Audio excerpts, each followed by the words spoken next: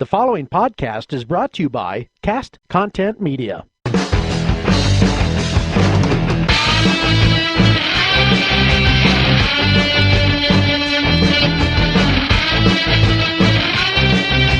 Hey guys, it's Ron Worley, your most imperfect host of Sons of Ditches. People are liars, thieves, addicts, and assholes. Some people change, and a few make a difference. But everyone has a story. Hey everybody, another week of Sons of Ditches. This is your host, Ronald Worley. As we said in the pre-lid, and I just want you to know that we have a wonderful guest this week. He is an entrepreneur, an author, and an optimist. Love that verbiage.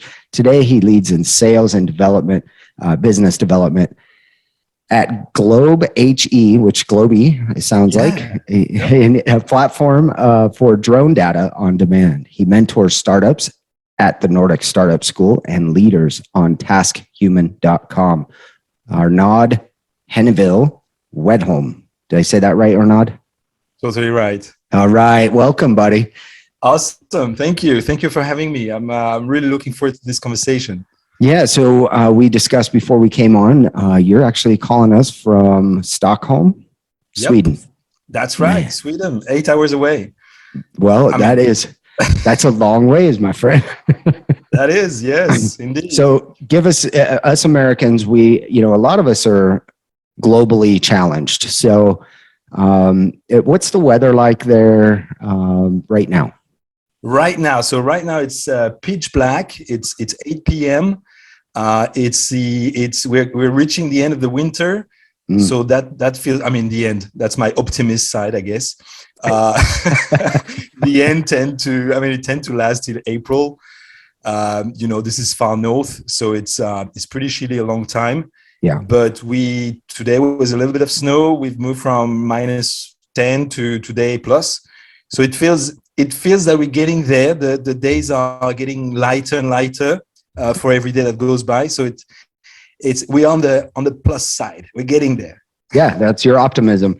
I'm actually from Alaska, and we have the same 24-hour light, dark, coldest balls in the winter. And so I get it. Exactly. Yeah. I think your country is a little more beautiful than Alaska. If that's anybody in America could understand that your country is actually a little more beautiful, but Alaska is beautiful. I haven't been to Alaska, so maybe it's fantastic. Yeah, you'd be right at home there. Yeah, totally. And by the way, so I'm married to a Swede, so I'm French actually. So yeah, okay. I've gotten double citizenship because I've been here for a while, and my wife is Swedish, and our kids are Swedish. But my DNA is French, as far as I know, at least. Yeah, well, and I recognize the accent a little bit. There you go. I try to hide it, though. So how often do you go back to France then? So before pandemic, I would go like once a year, and my parents would visit, typically once a year. But now it's been more than that. Although we went back for October, we went for a quick short week. Yeah. I'd say on average once a year. Well, you brought it up since the pandemic, and I would like to ask that question. How has the pandemic personally affected you? You've said not seeing family as much, but business wise, personal, what's happened to you since the pandemic hit? Yeah, that's. It's plus and minus. On the plus side, so when the pandemic hit, I was actually contemplating writing a book. I was getting there, right? Yeah. I had done my journey as an entrepreneur, or at least the last one where I was really involved, and for a long time. We're gonna go through that, and so I was really dead serious on writing a book. The day we could not go anywhere, I found myself stuck. And I said, okay, that's it. I'm going to leverage that time and write the book I've always wanted to write. And so I did. And so the beginning of the pandemic for me was fantastic, to be honest. For me personally, in terms of achieving the things I wanted to achieve, not in terms of, the social and all the consequences of it. But for me, in terms of goal setting and goal reaching, it was pretty good. So that's for me personally. And then, in Sweden, we've been, I guess the world has heard about Sweden and its approach Yep. to the virus. It's been pretty relaxed here, actually. So very, not a lot of restrictions. Of course, there were some restrictions initially and in waves, let's say. But tomorrow, actually, this is a breaking news for you in America. Tomorrow we are, by the time this podcast goes live, that will not be relevant.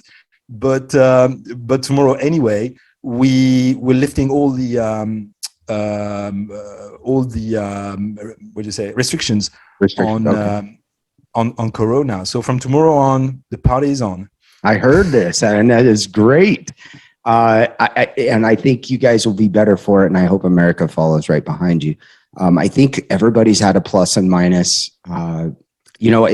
Just to be real with you, how I treat it. We're in a county. It's called Weld County, Colorado, United States. Okay, Colorado in general has had a lot of mandates, a lot of lockdowns, all this. But our county basically said, "F you, we're not doing that," and we've been pretty much wide open. Per business, they left it up to the businesses and the people to decide on whether to have restrictions, masks, lockdowns, all that. And we've done pretty good. Now we're the black eye of the state, of course, but businesses haven't folded the way they have in other areas. Our homelessness is down compared to other areas. So we've had it pretty good. And I got COVID about 3 weeks ago now. And it was bad, but it wasn't any, I've been that sick before for sure. So, we made it 2 years without getting sick. And then me and my wife both got sick and we're like, damn it. Oh, damn, just at the end of it, right? Yeah, right. So I'm glad for you. Now, is that, there was two things I wanted to talk about. So you mentioned your book. I want to get to that, but I thought we'd lead up to that because in your bio, in what I've researched about you, it said you had a business for 6.5 years. And did that fold up? Yeah. Okay. And was that because of COVID? No. Okay. That was prior to COVID. Yeah. Unrelated. Yeah. Okay. So we've all had, if you're an entrepreneur, you've had some shit fold up on us, that's a fact. So I want everybody out there to understand that is part of being an entrepreneur, but can you tell us a little bit about your story on that? Oh yeah, I'd love to. So I've always been an entrepreneur in trying different things. I've had a few businesses prior to this big one that lasted for 6.5 years. Mm-hmm. But I never really fully went in, like dropped the one thing I was doing, whether it was studies or work, and went all in with the business idea. So I've always had the so-called side hustle. And now there's this big thing around side hustle and everyone should get rich out of it. Yeah. I don't think this is a good advice, because how much can you achieve from 6 to 7 p.m., right? And I'm the proof of that. So when I decided to go for my last business, which folded, and we got to go through that, I went all in. So I had a corporate job. I was doing management consulting for some years, and then we were helping large organizations to cascade or deploy strategic initiatives, like important strategies that they would need to deploy. So for the big corporations out there, Coca-Cola, AT&T, the big boys, and helping them into upskilling their staff and developing the mindset around specific topics, so as to make the next quarter okay. And so we're doing that for many years, and at the same time, Facebook was becoming huge. So Facebook is also topical these days. Yeah. It's always be topical, but so this is 2012, and as we work and we see a lot of people, liking stuff from their sofas, we cannot understand, what's in it for them. Why should people be so excited about liking the content of their plates and that of their neighbors, or the next party they're going to go to, or the cat with the party hat, or whatever. It made absolutely no sense. And we thought that we had to do something. We had to challenge Facebook. We had to come up with a better social network. And that's what we went after, like building a social platform to disrupt and displace Facebook. Hence the title of my book, How Hard Can It Be? Startup Lessons from Trying and Failing to Take Down Facebook. That is awesome, man. So I was glad you brought that up. I was going to take you there anyway. So you guys literally tried to take down Facebook, but I think you're 100% on it. I don't think you're off still. I'm surprised it didn't make it because of the censorship in the world right now. Another platform just seems the next thing, you know? And there's a few coming out. Donald Trump's got one coming out. There's a couple. Rumble came out. Those things are happening. But what do you think? What was your? Let's give it 5 reasons, negative, positive, that it just didn't fly. Was it? I know one of them maybe because I heard that just because you have your own app, you're still using servers that may censor and things like that. So I didn't know if that was part of it. But please explain a little more. Yeah, no. So for us, it was, I mean, we decided to create a very sort of niche social network. So our thing was still focused on behavior. So we wanted to help people move from doing nothing from their sofa to doing real thing in the real world. And then we would use social to help them, you know, demonstrate what they had become. So it was really the typical hero's journey. How do we take a guy that has always dreamt of, you know, stopping smoking, starting running, launch a podcast, I mean, whatever, learning Chinese, whatever your dream is about, how can we help you get from where you are today to there? And the way we found to enable that was through a challenge. So we are all, you know, as people, we're always, since the beginning of the days, right? We've always been challenge driven. We always try to conquer new lands and, get far away, further away from the campfire and innovate and do a lot of things, come up with all sorts of concepts and theories and science. I mean, we develop things. That's what we do as human. And it made all sense for us that anyone would fit in that category of wanting to be something greater than themselves and that they currently are.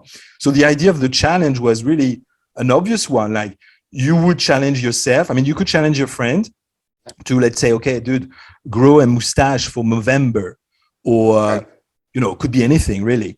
Okay, I'm going to do 10 push-ups a day if you're starting with just doing push-ups. Sure. And so when we launched, people created a lot of challenge. So we had a lot of traction on the platform. Everything went all well as far as getting started went.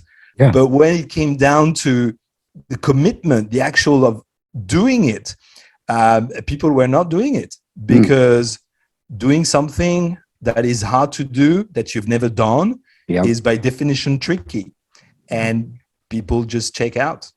Well, they're lazy by nature, aren't we? I mean, we just rather sit on the couch. Exactly. So we deprioritize, right? We find all sorts of excuses not to do the stuff that we said was important. Right. And you see that every 1st of January. I mean, we just started the year. So basically we wanted to create a 1st of January every day.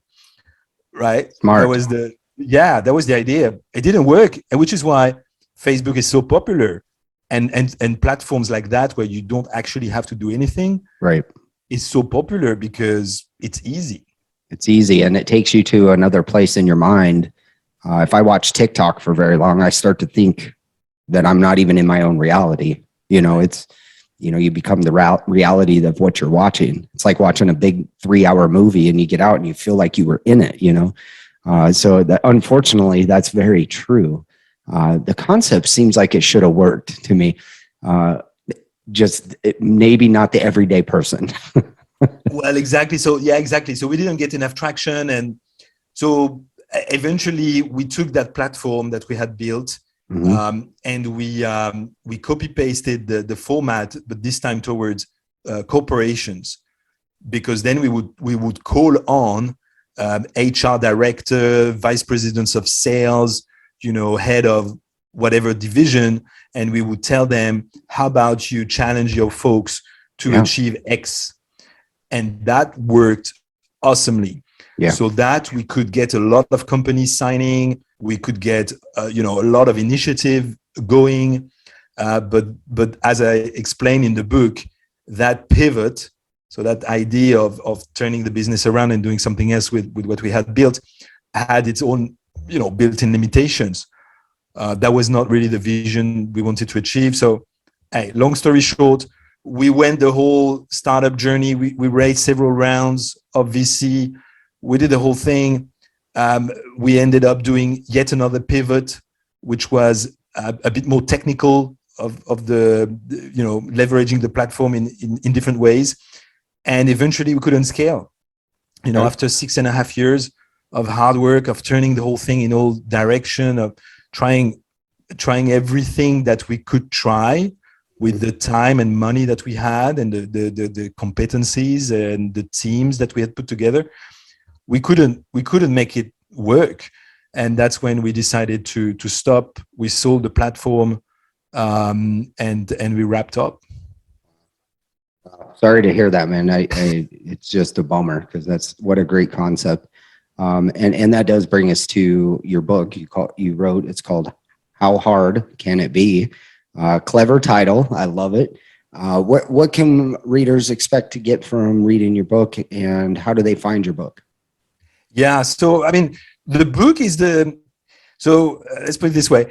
The startup journey, as we all want to have it ends up with a success, and naturally, and we have this belief that if we put enough work, if we manage to achieve a certain number of milestones, eventually we will make it. And that sounds a reasonable assumption. Yeah. Right? But as it turns out, sometimes it doesn't work this way, regardless of all the work you pour in and the greatness of your ideas and the fantastic teams that you've put together and the money that you've been lending. It just doesn't pan out. Maybe it's a timing issue. Maybe there are other reasons for not succeeding. But the point is, you don't make it. And that very point is true for 90% of us. Like 90%, 9 out of 10 entrepreneurs fail at their startup, which is awful, right? It's terrible. It's a lot of dreams being crushed. Right. Exactly. But yet, that's the interesting point. When you look around and you look at all of the content that is available to starting entrepreneurs, it's all about success and the Kardashian and Elon Musk and all the fancy stuff and the glossy magazines and the fancy Instagram posts, and it's so beautiful and easy. Well, as it turns out, it's not that easy. It's freaking hard. It is freaking hard, right? Man. So that's why I wrote the book. Yeah. The book is really, walk with me, be in the shoes of someone who's done it, and I'll take you through the journey. I'll take you through the roller coaster, and you get to experience, without the VR, without the metaverse, you get to experience what it's like to run a startup. And if my big thing is that, since people can't be prepared with what's available out there, I mean, the content of, the ABC of how Elon Musk did it, or Jeff Bezos went to space, that's not going to help you for your startup. I can tell you that. So I'm providing content that hopefully will enlighten you, because you will understand that in spite of all the shit that is coming through and all the doors that you are getting in your face, you can still keep going. And as you prepare yourself, you understand that ultimately, it boils down to resilience. How much can you take? What do you have in the tank? Yeah, no, you're 100% right. So, in fact, in my book that I wrote, I write about being confident, and one of the characteristics of being confident is having perseverance, and you have to work your ass off and take one on the chin all the time. So I think I just figured out your podcast for you. We were talking off air about what kind of podcast, or that you thought about doing one. You should do a failures podcast and bring on people who have failed, like myself, entrepreneur, because you're right. You see everything you see on social media, everything we see on TV is all about the success.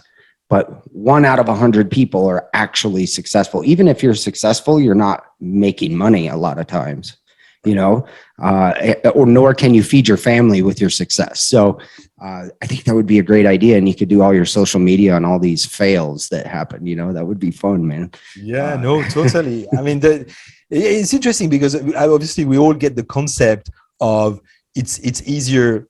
It's hard to sell failure, right? Mm-hmm. It's easier to sell the Bentleys and the crib, right? Yeah, for real. Right. But the reality is harsh. And if you want to, the only thing I found is that if you want to really prepare yourself for what's coming, the best thing is to check with reality. And you would do that by reading the story of someone who's done it. And at least and if you can prepare yourself accordingly. And if you're prepared, that's the beauty. If you're set in your head and you understand what's coming, then when it comes, you're ready to take it. It's no surprise. You don't have to wonder, why is this happening to me? Why me? And be in victim mode, right? Right. And to be prepared for the sheer amount of work that is involved in a startup, I think that right there is the reason to read your book, because they're going to see from you that this sheer amount of work and perseverance and talent and everything else you need, and you still may fail. Probably will. Fail. Yeah, exactly. And so that's the kicker at the end of the book is really that whether we've all heard of that. It's never about the destination, right? It's about the journey. Right. And I really take this to heart in the book, because at the end of the day, it all starts with passion. You should really go after what you're passionate about. You have one life. You don't want to be spending it on shit that you don't want to do, right? So you want to really do the things that, in your gut, you can feel that, okay, I'm really passionate about that thing. I really have to go for it, and stop listening to the voices of the naysayers who will tell you that it's too hard. It's like, yes, it is hard, but if you feel for it, just go for it. Because when you are on your last days, on your dying bed, you don't want to look back and say, well, I've just done the easy stuff, and that was a blast of a life. You want to look back. You will remember the hard stuff, the suffering that you went through, and that's something worth living. That's a life well lived, as opposed to, I did that job I really didn't enjoy, and it was awful, and I managed to watch TV every day. That's not a good end of life. Right? No, not at all. And I think you're bringing up a good point too, because a lot of entrepreneurs fail because it gets too hard. And, they think it sounds easy in your head. You get to a certain point, and then the work begins, and they go, maybe I don't want to do this. And they give up. Exactly. Yeah, I think we should redefine what entrepreneur means. Exactly. And what failure means. Yes. Tony Robbins talks about that. If you've tried everything, you'd be successful. You can always try something. You can always lower your living costs. Mm-hmm. If you really want it, that's the bottom line. If you are passionate about that stuff and you really want it, you'll find ways to make it work. That's how we operate, right? Yeah. The fact that you don't is because you don't really want it. Right. Amen. And I've always done, and most people do their best work when their back is against the wall. Oh, totally. Yeah. And it's pretty hard to come up. It's easy to give money to people that are trying to make something. It's hard to start over again when you've had success. Maybe you have money, and you just don't have to do it anymore. And that's real. Like, I get that. Then it's all about your connections and making someone else do the hard work, because we all know how freaking hard it is, man. Exactly. You don't want to go through that again. So, yeah. So, and reframing failure. I mean, the book ends up in again, you introduced me as someone who's optimist. Yeah. And I really believe I am, because at the end of the day, again, whether you succeed or you fail, it's not really the point. It's have you done to the very end of it? I mean, are you satisfied with yourself and what you've achieved? And as long as you grow, as long as it was worth the experience, then it's fine. You can just accept what it is and move on to something else. If it didn't happen the way you wanted it to happen, maybe it's okay. I play a lot with this in the book. I say, all entrepreneurs, they want to dent the universe, but maybe the universe doesn't want to be dented by you, right? Yeah. At least not now. Maybe it wants to be dented with something else that you're going to come up along your journey towards, your final destination. So it's okay. It's just a data point, right? It's just, I had a blast for 7 years, and now I look back. If I hadn't failed, I mean, if my business hadn't been not successful, then I would never have written the book. I would never have done that podcast with you today. Yeah, very true. Yeah. Boy, way to lead into it. That is badass. You are an optimist, my friend. A lot of people can get stuck in the past, and a lot of people can let it define them. A lot of people can take failure and not learn from it. And it sounds like, it should be a part of our lives, because we're all failing. I fail every single day at something. So whether it's fail to communicate, fail to get through to someone, fail to, forget to pay a bill, whatever, we all fail, and there's consequence, and we should learn from it. And I love your optimism on that, my friend. Yeah, That's no, so you're cool. totally right. And I said that the other day. We fail on day one, like, when you start walking and you can't walk, and you burst your head in the floor, you fail, you fall, literally fail at walking, stand up again, and there you go. I mean, how many attempts does it take? How blue is your forehead before you actually manage to walk without falling, right? I mean, if you have kids, it's a great analogy, man. That is awesome. Yeah, for sure. All right, tell us how do we get a copy of your book, Arnaud? So it's very easy. I mean, the title is hard, but getting the book is easy. It's everywhere, Yeah. It's on Amazon, it's on Barnes and Noble, actually, and Walmart, even. Wow. Okay. And all, whatever platforms that is local. So it's an international book, so it's everywhere from Germany to Taiwan. Perfect. Yeah. Good. And okay. Otherwise, I've got a website. Okay. Howhardcanitbethebook.com. Very good. And I've looked at your website. It's very well done. Your book is very well written. Congratulations. Now, I have no question I ask at the end of every show, and I always surprise my guests so that it is a surprise. Okay. You'll have very little time to think about it, but I think you can do it. All right. Have you heard of Brewster's Millions? It's a TV show back in the early 80s with Richard Pryor. He is given $1 million. In today's world, I'm going to give you $1 billion. Oh, shit. And you have 1 month to spend it. Uh-huh. And you cannot have any leftover, and you cannot have any assets. How do you spend it? Well, I've lived in Africa, and part of the book happens in Africa. So if I inherit that money, I'm going to put it to use, and I'm an entrepreneur, so I would help a lot of people in impoverished settings, environment, to actually get started with their businesses. Nice. Because it's very hard in those on this continent, particularly in Africa, to get anything done. It's terrible. So I've got some entrepreneurial skills. I've got some connections, and if I have the cash, then I would try to help as many people as possible to do something entrepreneurial and live their passions and live their lives. That's great, man. I mean, you're only going to help you're only going to help the community grow with that idea. I've got lots of people that have said similar things, but more about just giving it to the homeless, things like that. And I even had one guy tell me he would buy cocaine for the state of Florida. So your answer is very nice. Right, thank you. No, that was a good question. Yeah, well, I appreciate it. Hey, I appreciate you coming on to Arnaud. Unfortunately, our show is only a half hour, so we're there at the half hour, and I sure appreciate it. Let's stay in touch, though. When you have your podcast, invite me on. I'll come bullshit with you.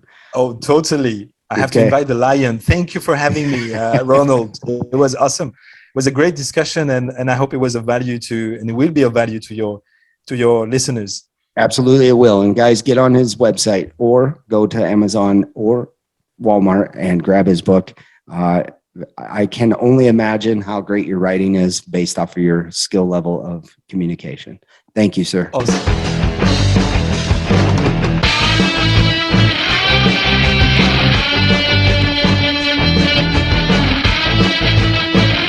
Thank you for tuning in to Sons of Ditches. For more information, go to my website, ronworley.com, and my YouTube channel, Sons of Ditches. Facebook, Ron L. Worley, or Instagram at Ronald L. Worley II.